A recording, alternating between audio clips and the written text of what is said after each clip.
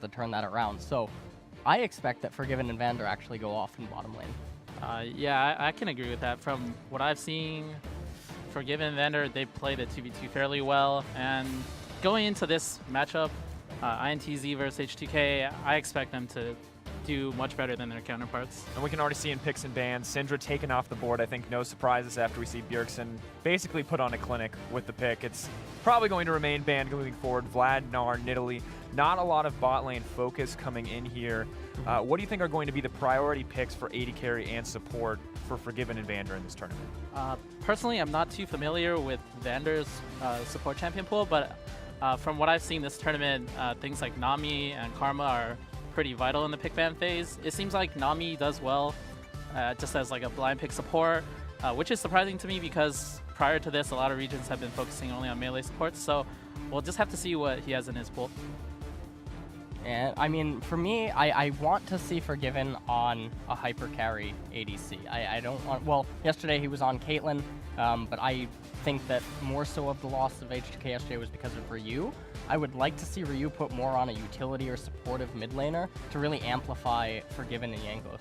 So let's talk a little bit about the AD carry picks that could potentially come out in terms of him being a hyper carry. We do have a lot of Ezreal, not necessarily considered that traditional hyper carry, obviously, despite the fact that Uzi did go off in the last game. That's not the standard performance we can come to expect. What do you think are the viable, kind of those viable scaling hyper carries that FORG1VEN could look to pick up? I think FORG1VEN's probably going to end up playing Caitlyn or Tristana. Really, I really think he performs exceptionally well in this Champions, and you already see the Lucian banned out from iNTZ, so he's probably going to default to one of those, and we see the Karma pickup for H2K. So they're probably going to just look to play Caitlyn or anything with scaling and just pressure out the lane. Yep, well, I think that it depends on how ITZ wants to allocate their counter pick. If it's going to be mid, top ADC, support, jungle, whatever. I think that there's a lot of possibilities. I think Caitlyn definitely has, or I think FORG1VEN definitely has the Caitlyn into Ezreal if iNTZ picks them early. Ezreal is one of FORG1VEN's most comfortable champions. And then, even though I don't think many other ADCs of the tournament will play her, as Gate mentioned, the Tristana is one of his favorites. Yeah, he put on a clinic when he first brought that into the ULCS, coming back as the AD carry for H2K, showing up, putting on just an insane performance towards the later end of the season. We see iNTZ with their first rotation, now picking up the Rumble and the RekSai, but the more interesting pick, talking about the bottom lane, is that Karma, the first pick that came in for H2K. Now, do we expect this to be going into the hands of Ryu in the mid lane as that supportive pick you were talking about, or is it just too good in the bot lane to pass up? The good thing is the option for both support and mid are up in the air. Like, they can really just tailor their draft to whatever they think is best. iNTZ haven't revealed much about their mid, so I don't expect support to be picked here. I think right now H2K's best option would be to just pick top jungle and respond and wait for more information. Karma's very, very flexible in how she can be used inside of team compositions. I would prefer to see her go to the support role and not on mid. I do not want to see, what? Kennen plus Cass plus Karma. Maybe a little too much magic damage That's from the top here. Quite a lot, but that also might indicate that Jankos will either go on to Graves or Kindred. May indicate that AD carry jungler, or that AD jungler rather, but it definitely indicates that the Karma will be the support on the bottom side of the map. Kennen taking up the top lane, Cassio in the mid. iNTZ, maybe a little bit harder for them to pick their next rotation with regards to bottom lane, but now they know exactly what they want for the mid lane. Why do you think H2K are showing these picks so early? It's actually kind of surprising to me that they showed those picks early. I mean, Cassiopeia is kind of a dominant mid laner, or at least high priority right now in Worlds meta. So I think they just wanted to take it away. But it is surprising because they could also just choose to give it to iNTZ and pick around it. Yeah, I guess they just wanted to get the pick as soon as possible.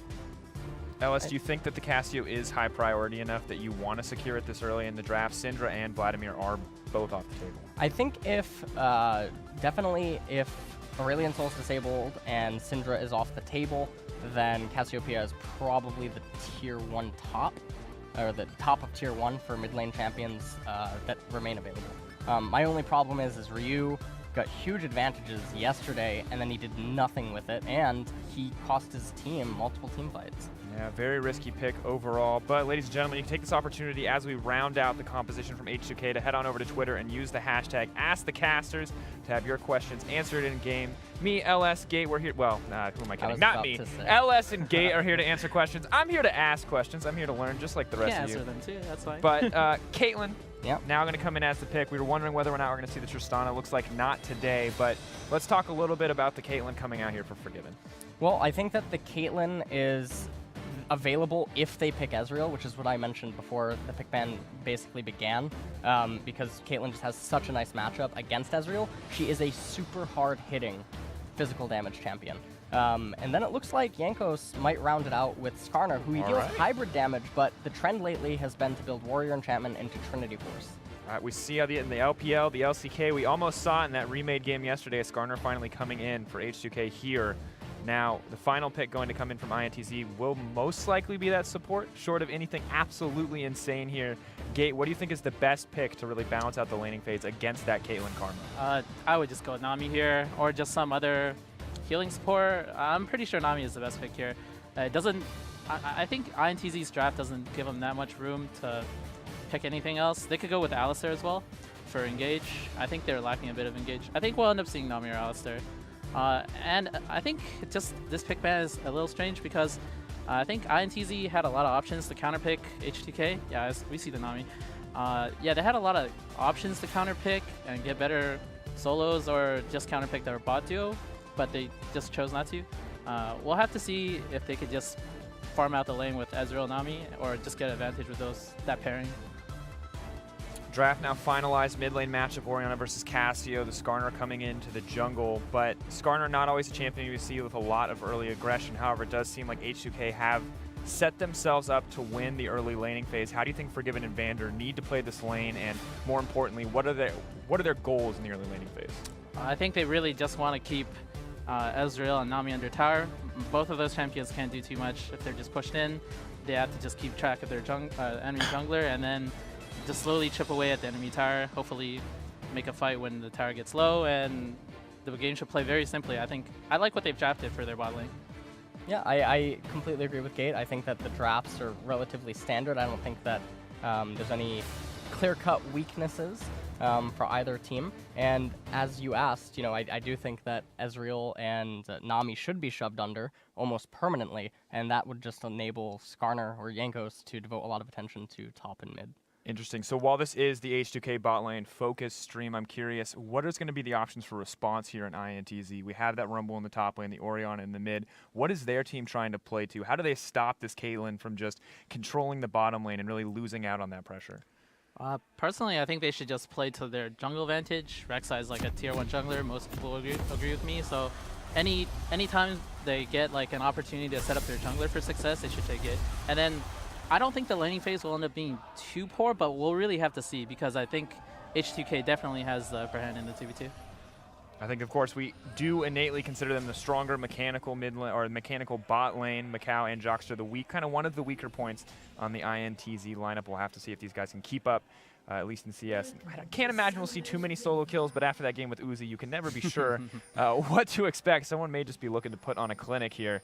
But in the meantime, level 1's Gate, we talked earlier about how important the level 1 can be for bottom lanes. What do you think is going through the heads of each of these duos? Well, this is pretty standard for like a 5-point star. Generally, you'll actually see like Nami match the Karma in the bot lane brush and see basically push out there and see who can like control that area, because getting vision there is important to make sure to have knowledge of whether they're doing the camp or not.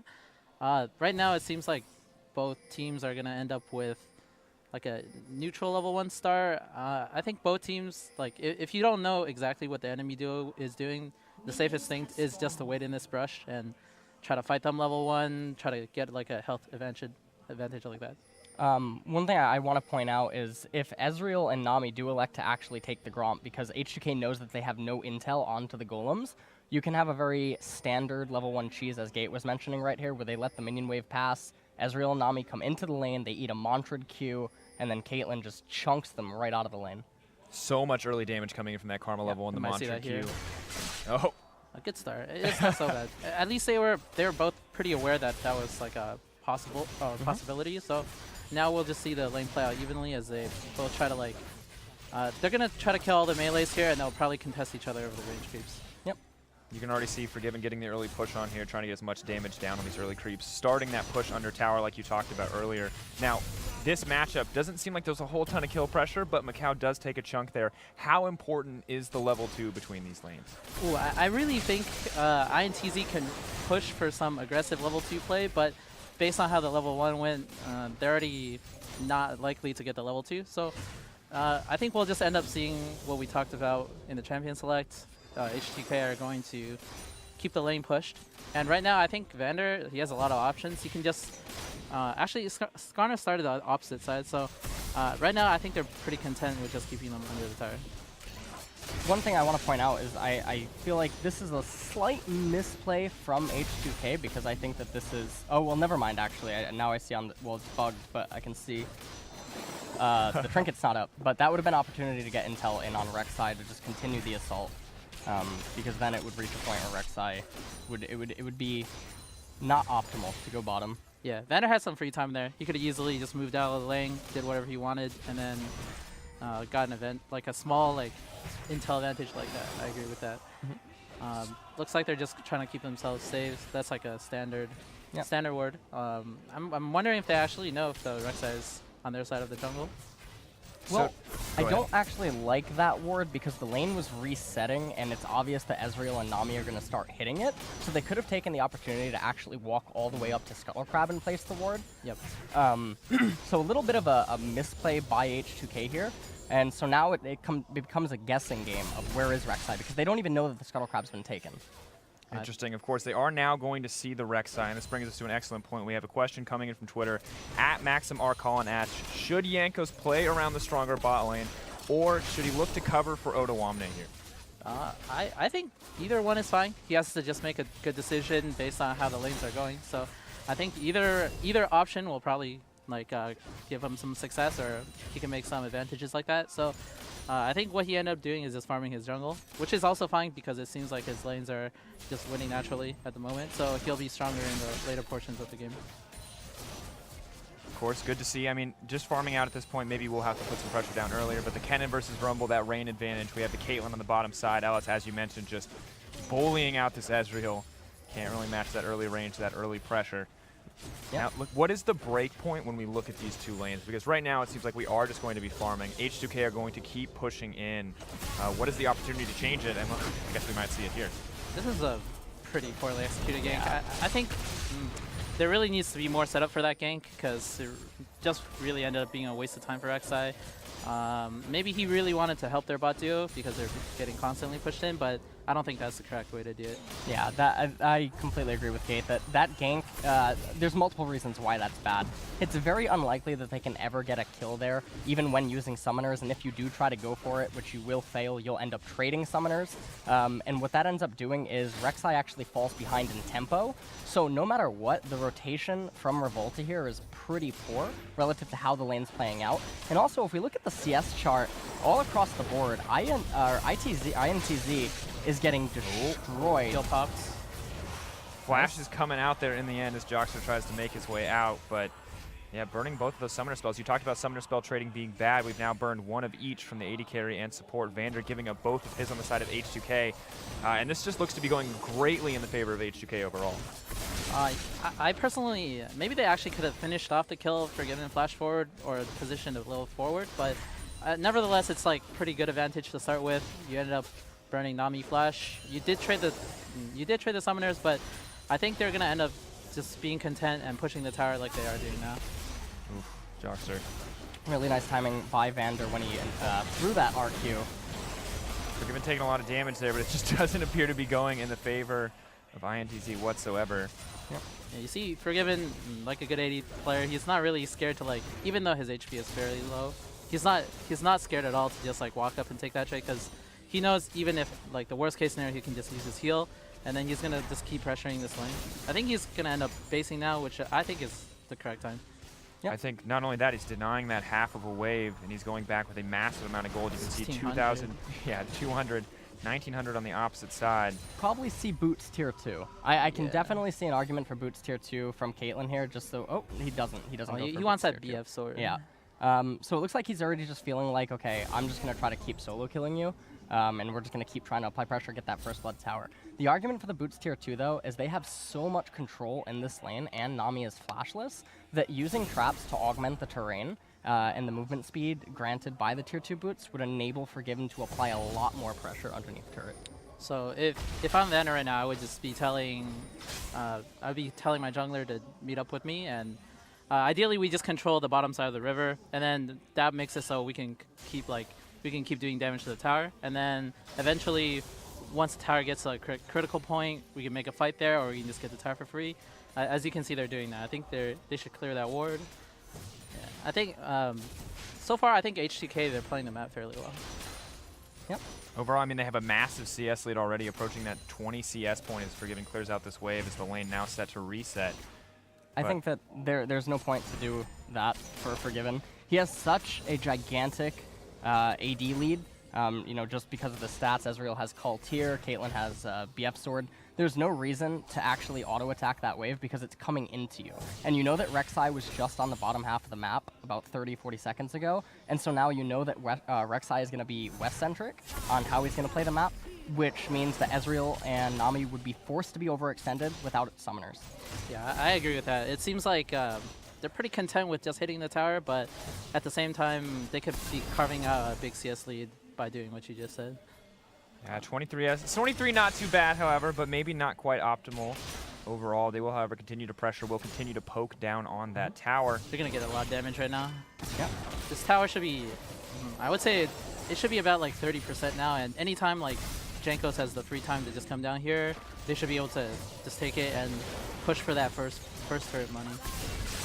Yeah, first strike has been relatively important. Jockster just continues to take this poke. This is brutal. Is this... Now let me know, is this just generally how the Karma Caitlyn matchup goes, or is this something that FORG1VEN and Vander are doing especially well? I think, like I said, the level 1 is super important. Imagine if you were the Ezreal Nami and you were in the front brush and you fought them level 1. It could have been a completely different level 2. And no, who knows, like if it turned out successfully, they could be the ones pushing in Vander and FORG1VEN. Yep. I do, you know, mentioning the level 1 again, I do have to give iNTZ credit for walking slightly, like about 2 centimeters behind the minions, you know, relative to the brush, so that even if Karma wanted to do a mantra Q, she would not be able to land it. Yeah, I agree with that. Looks like it's pretty brutal right now. The tower is so low. I think anytime, like, if I'm Vander, I'd be calling, like, if I see any detail on where RekSai is, I should be confident in making a play bottom side. So if Jankos comes bottom, I think it's like an easy fight, even if it turns out to be a 3v3. I think that's what they should look for right now. So despite the CS advantages, it's still a relatively quiet game overall. Who does this give the greater advantage to if it just continues to be this kind of farm fest? Well, H2K overall have a much faster wake-up in that their item purchases are relatively cheaper than iNTZ, and they don't have to rely on any sort of scaling or like quest items such as the Monomune. And so because of that, Kennen is going to be more impactful on teleports earlier on, and Skarner at level 6, anytime he has flash, is infinitely more threatening than Revolta's RekSai. I think if the game stays like the way it is right now, the game's over already. If you just look at the carry CS, like mids down 30, bots down 30, it's going to end up being a game where like it's not really possible to play as we see the first turret go down. This is going to be a huge chunk of cash for FORG1VEN. Yep. And I think he's just going to deny as many creeps as he can before he goes to fire. Yep. Cool. It's actually really, really nice to do. Not so much if you're in solo queue, but for competitive play, you definitely want to let the tower kill as many minions as possible before handing the wave back off to the opponent. And I mean, a fat chunk of gold. You can already see the massive CS advantage, the additional 650 gold picked up there from getting the solo tower gold. Vander already on the roam mid. Now, we look at this as we approach the mid game. LS, you use this term a lot, and I love it. It's called, you call them wake-up timers. Now, go a little bit in depth into what you mean by that. Which champion specifically are we talking about here? Wake up, so basically there's a difference between wake up and power spike. A power spike is when a champion is already relatively strong, and then they get really strong. Wake up is when the champion either doesn't have a lot of ratios or they are reliant on getting the item before they start to do things. Kennen is like that, Cassiopeia is like that. That's the difference between a wake up and a power spike. So really looking to get those big items before they can become impactful. Of course, we did see some action in the mid lane there, a lot of low health bars, no one dying, but H2K are now taking control of the mid lane. I mean, are they just going to rinse and repeat here and take this to the top lane if they're able to grab mid as well? I think, yeah, they're just... FORG1VEN is just mid because he's just waiting for the bot lane to push out before he collects the CS, so he has just free time to do as much damage as he wants to the tower. And then I would expect, like, after this wave, he just goes bottom and soaks that big wave that Ezreal was missing some for trying to hold mid. I think that there's one of two options here. Because it's Mountain Drake, obviously FORG1VEN wants to move bottom. If this was another dragon, such as Water or Cloud Drake, I think it would be more optimal to rotate Odoamne down bottom and then put Caitlyn in top because you don't really care about the dragon. iNTZ, when they rehanded back off the wave, they botched how they auto-attacked the minions and sent it over. So now you can see that iNTZ, even though they're here even neutral farming, they're not getting a lock on the lane, which is what they would prefer with that tier Ezreal, to slowly come back into the game. Also, FORG1VEN's maxing trap second, which is really big when you begin to rotate to mid. Yeah, I can agree with that. I think right now, for iNTZ's bot, like they don't have too much of a choice on how they want to play the game because they have to put some income on Ezreal, but they're given like a bad situation based on how their laning phase went. So all they can do is kind of like scrap by, and then later hopefully they can get some good fights that they kind of have to wait for H2K's bot lane to make a blunder before they can really do anything. Yep. So as the game kind of stalls out, as we get back to H2K pushing up these lanes, we have another question from Twitter. @FetaCheese asks, can you explain the power spikes for each team and who has the better team fighting comp on paper? Now that's a really big question, so I'll start with the second half.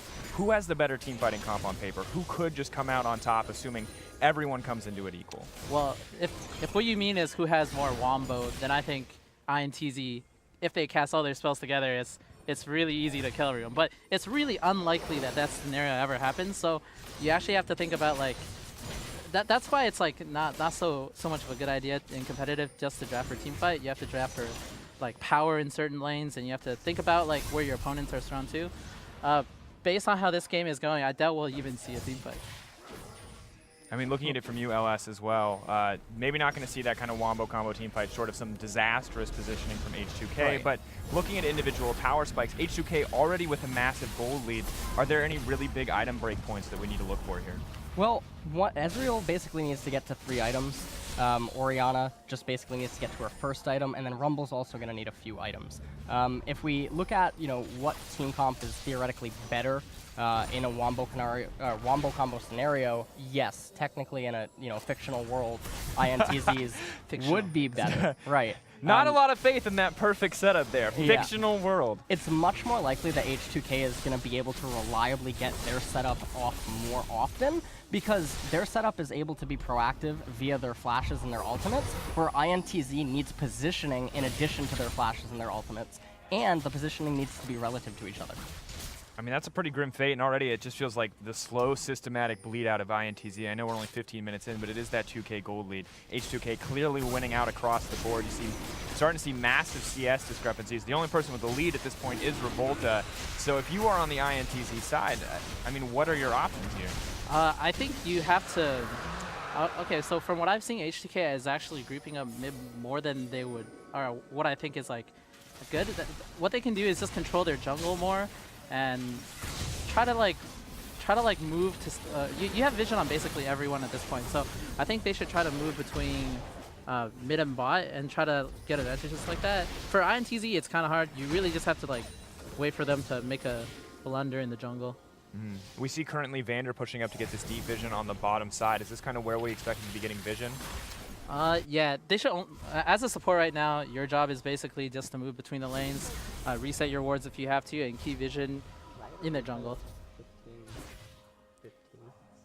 Interesting overall, of course, as we start to push further. Supports are getting vision, FORG1VEN is farming up, and they're just continuously, it feels like, pushing out these sideways and running it right back down mid. Are we going to see any kind of leaps coming in here from H2K where they want to start invading on the top side? It's only 16 minutes. When does Baron, I guess, become the priority? When can we expect the shift to top side pressure, because they have been so clearly bottom side focused?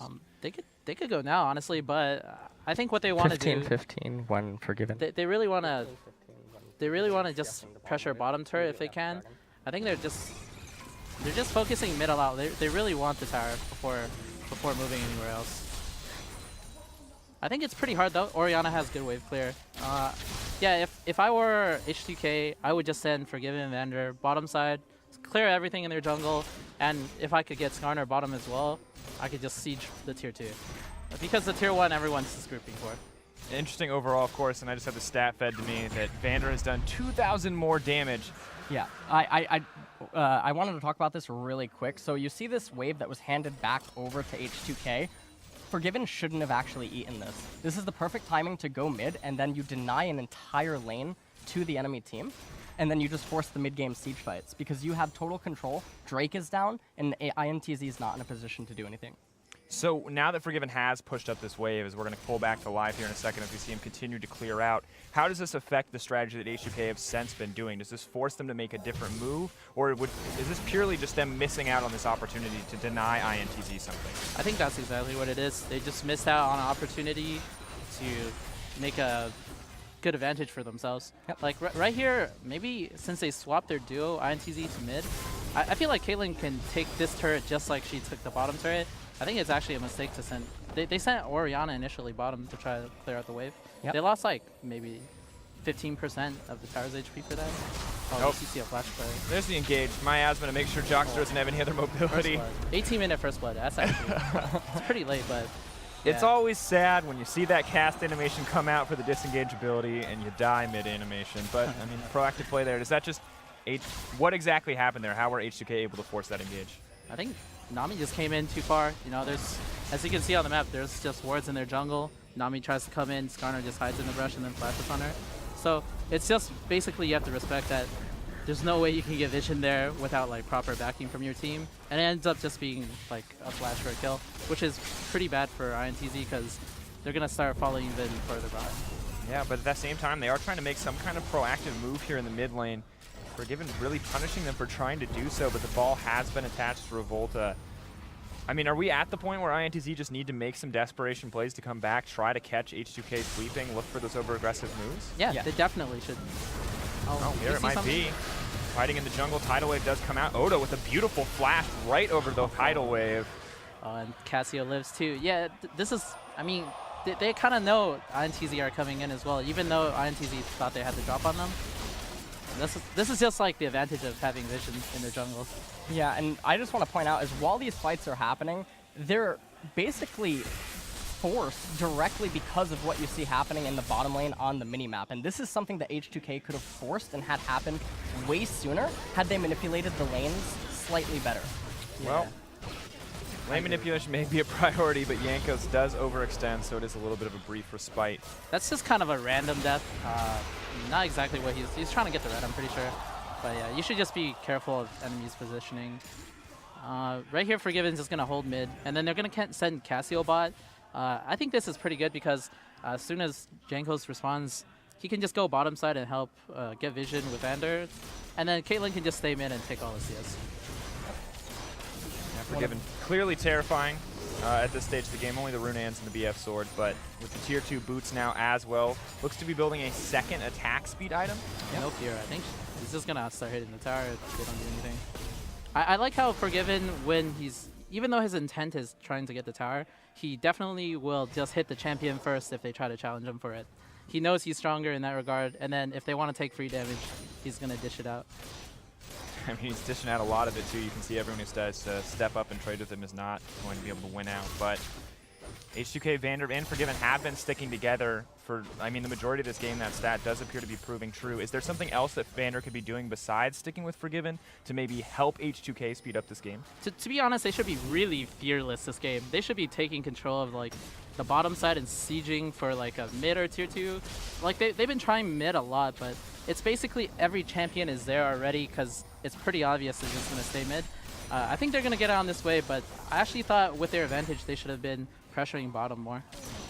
Well, I think that given the advantage, well, they're going to get Dragon anyway. Yeah. I think that mid lane tier 1 should have already fallen had they just done some things a little bit better. Yeah, that's true. And in that scenario, you could have looked to actually take Rift Herald sooner, way earlier on into the game. But that's sort of like a missed opportunity. But now, I'm wondering if they're intentionally not doing this Dragon or if they set up for it late intentionally to force the team fight. Odo has TP. To be honest, he could just TP behind them and ace them right now, but I'm not sure what H2K's plan is. They just want to give up this dragon. It's a bold call. TP behind an ace, but H2K are just walking away. What is going through H2K's head right now in terms of shot calling? Why did they give that up even though they are clearly in the lead?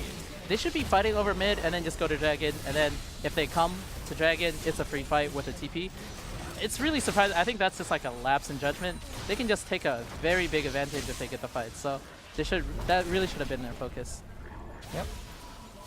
And now FORG1VEN's having to recall because he's stockpiling way too much gold. I think one of the main problems was that we saw the gold count on Kennen and FORG1VEN, and they both recalled way too late.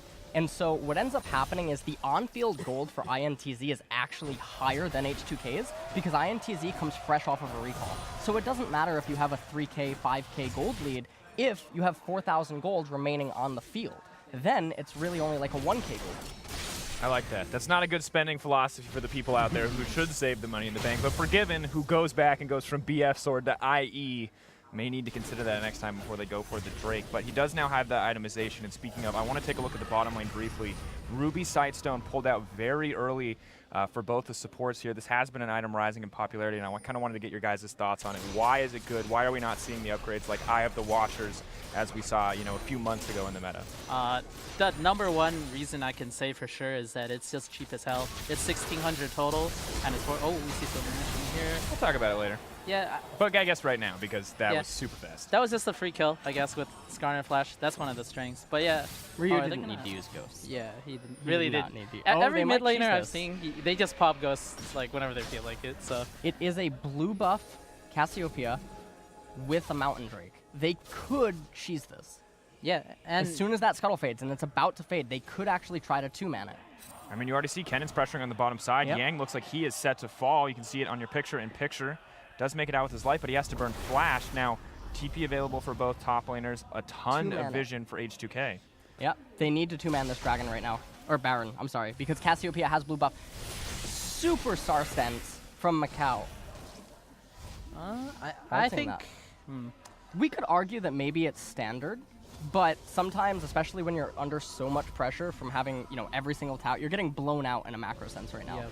Maybe, you know, your senses aren't tingling like they normally would, just due to the pressure. Yeah, I definitely think he could have waited a bit. But yeah, I think actually doing the Baron there would have been a really good call if they just did it right away. As soon as you hesitate for that kind of stuff, like, just don't do it. It's going to be a waste of time. I mean, you saw Revolta near it, but I'm sure they had the damage for it too. Now, I'm curious, looking towards the next potential Baron setup, when can H2K go for it next? Is it the next time that Ryu has a blue buff? How much work now has to go into setting up the next Baron? Use your 2 sweepers right now. Clear out everything in their jungle. Put your wards down, and then see if they fight you. If they don't, you can just start it right away. That's what I think. Yep. You make it sound so easy. I mean, well, we saw it earlier in the in the TSM game. What they were missing is just 2 sweepers. Like, they just missed some wards, and it stalled the game like 5-6 minutes. It's important to just like think about where the wards are, clear them out, and just hit the Baron because, like, for Jankos, he already has Renus. He's not even gonna take any damage hitting it, and if you kill it with the Mountain, you just get a huge advantage. Yep. Right now, what H2K wants to do is they would actually want to do a 4-1-0 to enable the bottom lane to just keep shoving back into H2K's bottom tier 1 turret, and then just nullifying that lane entirely to force only 2 active lanes. If they can do that, and then when the dragon comes up, they can kill 2 birds with 1 stone by either getting the dragon and then pushing with all the minions that they're likely to have, or pushing first and then falling back and getting the dragon. Interesting. So curious, looking at the potential 4-1-0 setup, as you call it, what are the steps necessary for FORG1VEN and Vander, or really for anyone on the team to get that rolling, to start that kind of play based around that wave manipulation? Well, no matter what you do right now on this stage of the game, you need vision in their topside jungle. So I would say that's the first step. And to get that, you'll need to push mid first to make sure they're not like hiding in the brush and cheesing you. So I think what they're doing now is fine. They just leave hope. They got to catch. The Cassiopeia comes out. Yeah, I think now they can take control of the topside jungle. They just have to keep an eye on RekSai and someone just go over the wall and like make sure he doesn't steal it. It's already like there's no chance that iNTZ should be able to win a fight here, so they should feel pretty comfortable in starting it. Jankos is down 1 level to RekSai. I think, yeah, that's kind of surprising actually. It just means he's been missing out on a lot of farm. How important is that level difference to actually hold on to that as we do see the fight break out because H2K looked to get aggressive. That was a beautiful proto belt, and Forgiven, while he is the center of our attention, is not going to be the center of attention in that team fight because this just looks like a cleanup. Nice by Jankos. Nice double kill. Yeah, this is correct usage of TP. They step out too far, you got to ward behind them, just use it, take the advantage. I think now they can just hit the Baron and just someone's own RekSai, and then they should secure this lead and then use the Baron to push the towers. And now they are even in level. Revolta. This is kind of desperate.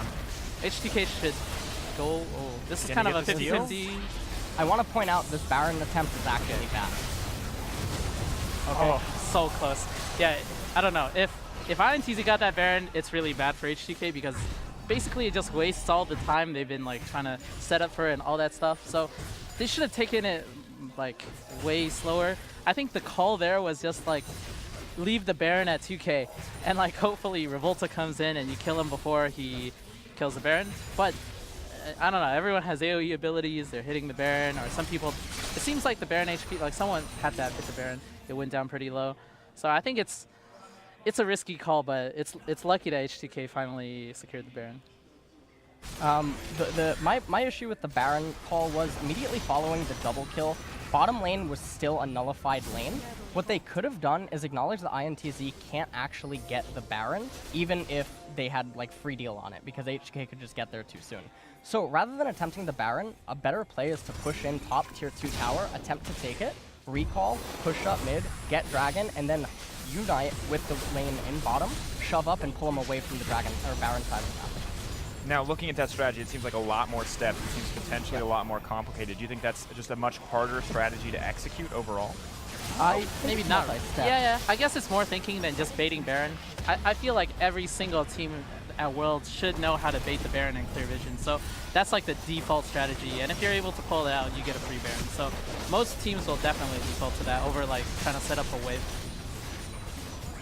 Now, yeah, watching an inhibitor go down, watching a 12K gold lead build, and as H2K just look to keep the ball rolling here and take down mid.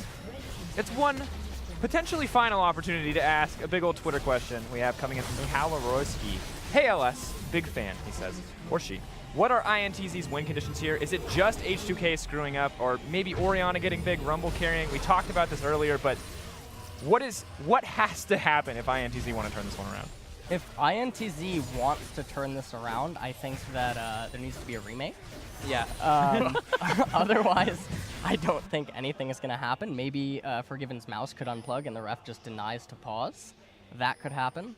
Realistically, the only thing is that, that fictional scenario that we talked about, that ultimate wombo combo, 5-man ultimate, Orianna ult via RekSai with a Rumble ult that ticks for every single second. Nami ult and a 5-man Ezreal. That's just not going to happen. I mean, Ryu might go down here. Never mind. Even it's just too with much. that kind of start, it's impossible to win the team fight like this. So I'm pretty sure, let's just go next game. I don't think there's much to say. Like, this team fight is as easy as it could get for H2K. And I mean, H2K just going off here. The lead is massive. Every single player is putting on a clinic in their respective roles. And I mean, this one seems poised to end, and we take it back to the early game.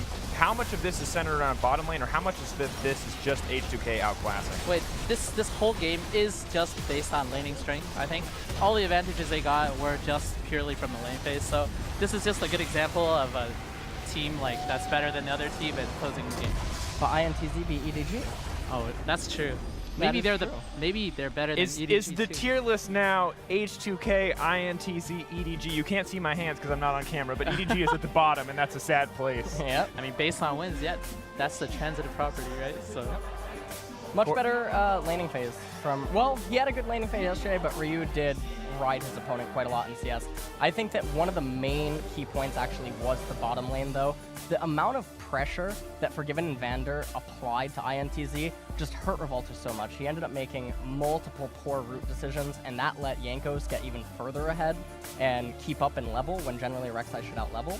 So I'm curious, is this Revolta making poor decisions, or is Revolta forced to come bottom to kind of try to relieve that pressure? If Revolta hadn't come bottom, would we have started to see some Forgiven solo kills, or maybe the tower going down that much sooner? I think it's a bit of both.